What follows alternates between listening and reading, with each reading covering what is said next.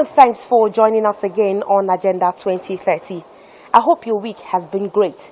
I am Toyin Nkamiang John. On today's episode, we will be bringing you highlights from the just concluded summit on the role of faith-based organizations in contributing and enhancing agricultural revolution in Nigeria.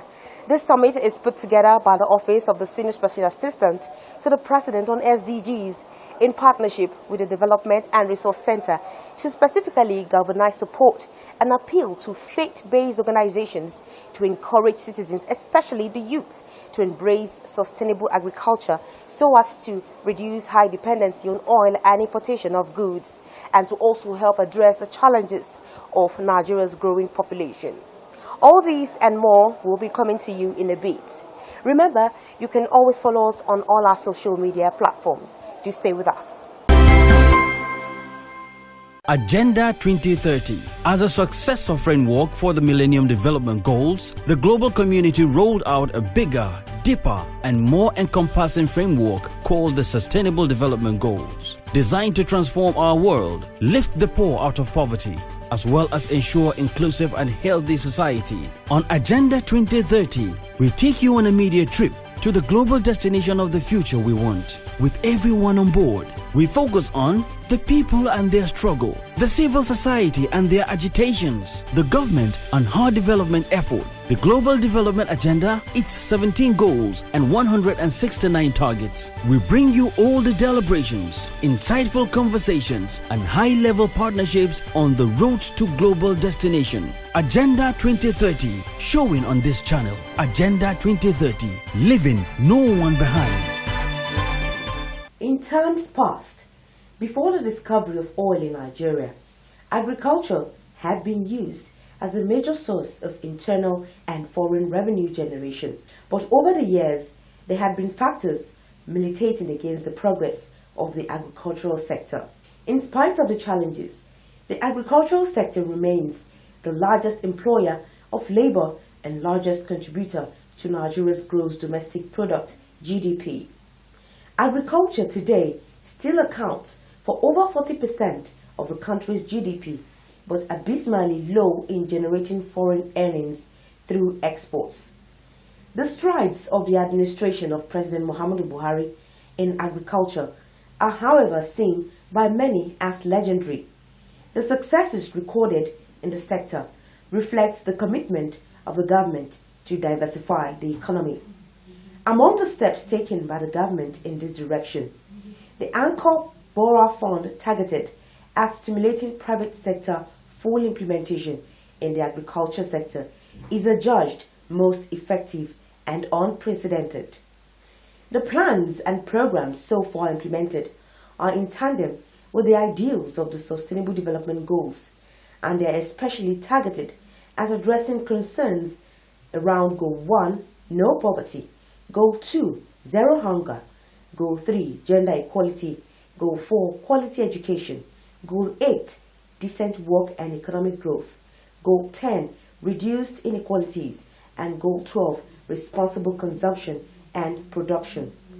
It was against this backdrop and the need to deepen the implementation while sustaining the gains that a special recognition was recently accorded the faith-based organizations with the objective of enlisting their buy-in.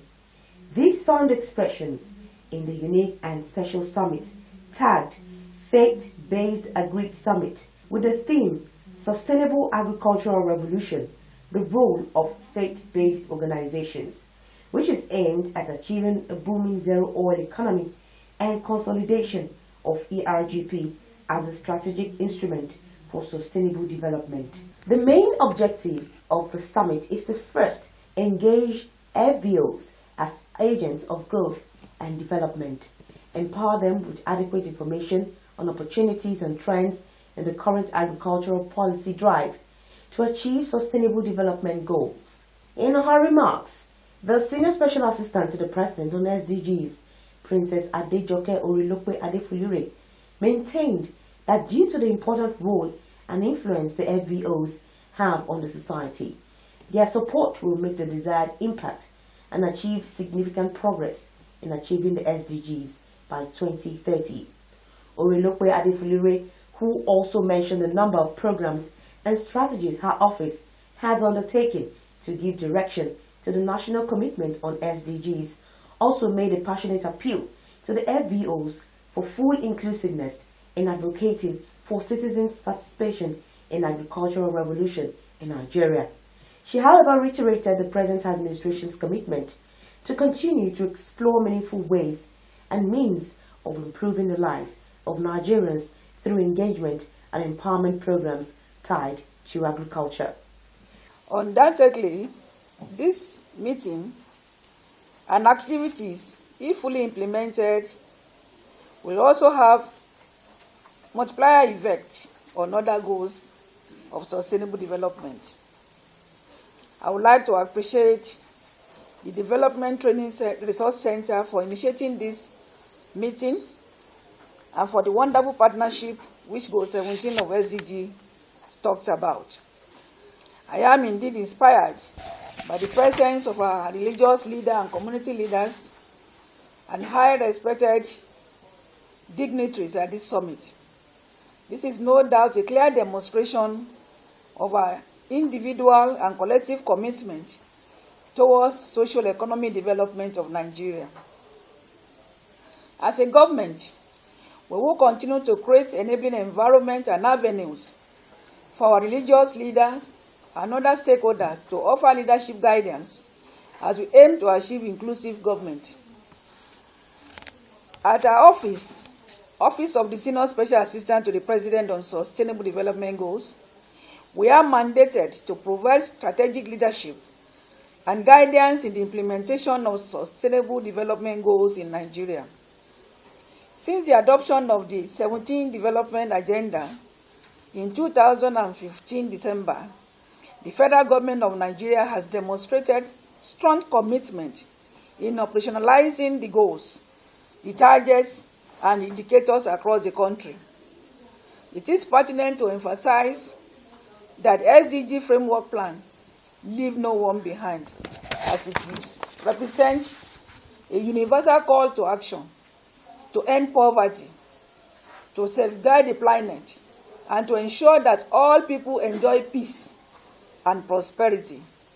It is in this regard that we are committed to engaging religious and community leaders, the private sector, the development partner, to support the implementation of SDG in Nigeria. It is our desire for inclusive development. We recognize the role of faith-based organizations as an integral part of the broader civil society. The faith-based organization, by concept and practice, tends to evolve from the development of faith communities, conviction that they have a moral necessity to help those who are in need and to improve their livelihood. This summit, therefore, is specifically designed to galvanize support and commitments from our religious leaders and faith-based organizations to drive sustainable agriculture. The SDGs core areas such as food security, agriculture, energy, infrastructural development, industry, macroeconomic stability, and inclusive growth have been integrated into the National Economic and Recovery Growth Plan, which will be implemented up till 2020.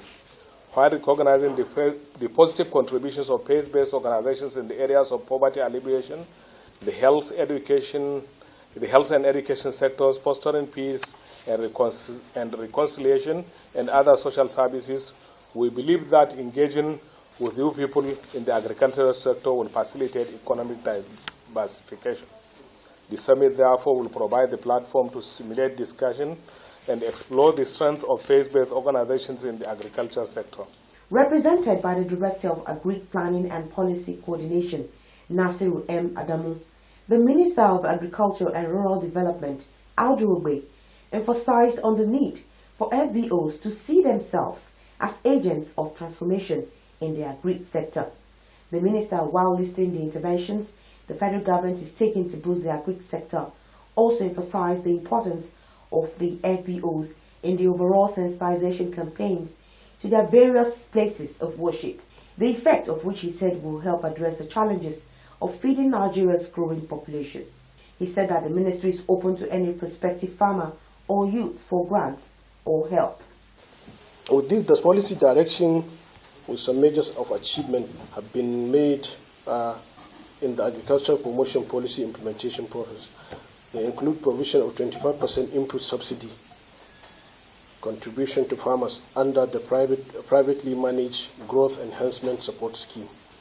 This is a scheme whereby if you need a small tiller and it costs maybe 20,000 naira, so all you need to do is go and pay 20% of that. Your state government should shoulder the responsibility of that 20%, and the remaining will be shouldered by the federal government. So by that is reducing the cost to farmer, average cost to farmer. In addition, a soil fertility map and side crop specific fertilizer formulation has been developed for all the 36 states and the Federal Capital Territory to appropriately aid crop production and maximize it in every locality. In addition to that, the land clearing intervention at various locations in the country to boost crop output and ensure cluster of agricultural products in a particular location that will encourage high premium of high value. So even the land is being prepared by government. We are moving in. There is a policy in place that will move in there. You prepare the land for you through a program, so that at the end of the day, the cost of production will be less, and then the level of your production will go up. The Chief Executive of Development and Training Resource Center, the implementing partner of the summit, Prince Shegun Obayendo, also speaking on the thrust of the meeting, described the permanence of the FBOs even when governments come and go as one of the standout quality to the quest. The government of Nigeria is always talking of diversification of the economy. I grew up to be hearing this, diversification of the economy, and they've tried. In fairness, they've tried. I remember Operation Feed the Nation, 1976 to thereabout. What did we achieve? Immediately, the government of the day left. What happened? We came up with Green Revolution. Immediately, that government left. What happened? We came up with Structural Adjustment Program. Immediately, the government left. What happened? We came again with NEEDS, National Economic Empowerment Development Strategies. Immediately, the government left. What happened?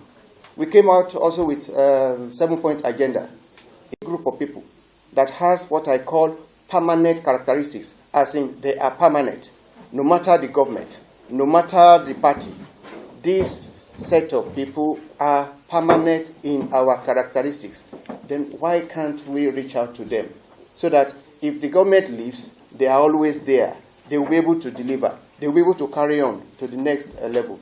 And in fairness, I am not patronizing you, but I can say without any fear of contradiction that I know so many institutions established by faith-based organizations.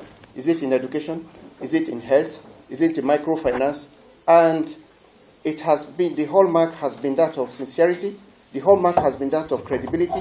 The hallmark has been that of being able to sustain it and then take it to the next level. Representatives of some faith-based organizations present at the summit agreed that collective effort will drive home the aims and targets of the summit. They also believe that the initiative will reduce unemployment and curtail particularly youth restiveness. They promised to take the message to their various places of worship in a bid to make the desired impact. In the empowerment of our people, we believe that this initiative of diversifying the economy through agriculture will go a long way in minimizing crises between farmers and others. It will also boost agricultural revolution. On the matter of faith-based organizations' relevance, both Christians and Muslims can play critical roles on payback in terms of agricultural loans. If I issue in consent on collaboration with them, in concrete example, it is evident that officiating priests or ministers are base managers of tithes in the church. Such loans can be managed by them because of the moral obligations and trust on their religious priests. The same is applicable to Islam because imams and religious leaders are also regarded the best managers, especially in the distribution of zakat to the grassroots. Distinguished ladies and gentlemen, let me express my personal lamentation that the nation's failure in agricultural practices and revolution reflect the impetus in the prudent utilization of human and material resources, good sound economy and welfare policies. It is evident that there is no connection between the faith-based organization input in agricultural practices and policy trust in Nigeria, as in the agricultural yesteryears. It is also evident that faith-based organizations assist the vulnerable when affected on humanitarian strategies. The Lord Almighty God has blessed us with fertile ground in this country. There is no gainsaying about that. From Sokoto to Calabar, Maiduguri to Lagos, we have land for arable and cash crops.